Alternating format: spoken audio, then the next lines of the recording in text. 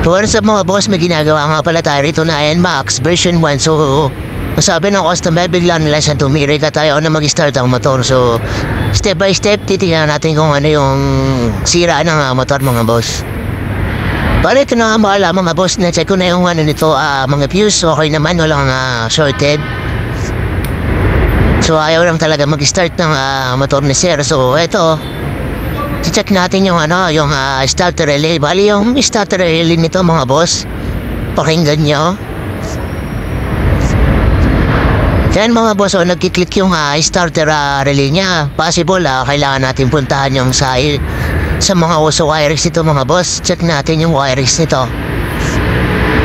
Bali pag ganyan gumagana yung starter relay, check niyo yung battery. So ito yung battery, goods naman yung battery nito mga boss. Tapos i-check natin yung yung tawid pa ilalim. So i-check natin yung wirings din sa ilalim.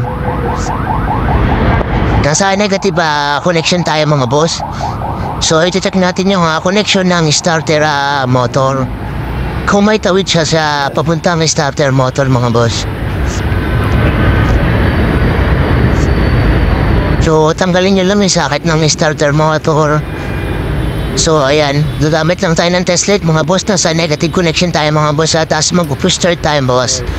Mga boss yan. Inan natin yung susi. Tapos ayan, ibig sabihin may tawid yan mga boss. Ibig sabihin may contact yan pababa. So ayaw lang talaga gumana ng starter motor. So ganito lang gagawin niya mga boss. Pag ganito kasi automatic papalitan na natin yung starter motor. Pero ito lang muna yung remedy natin. Kasi wala tayo bila na starter motor sa kakatukin natin yung baka sakali umandar yung motor ni sir.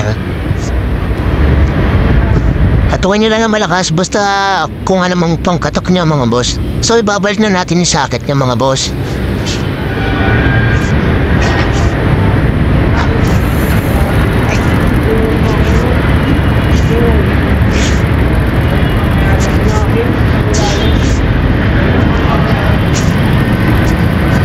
Kasi natin yung susi mga boss.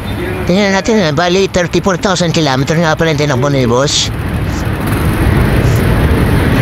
Kaya na mga boss, umandar na. So starter motor lang talaga ang problema niya. So pag ganito, palitan nyo na yung bagong starter motor para hindi na kayo magdoble. Salamat mga boss, hanggang dito na lang video natin. Thank you.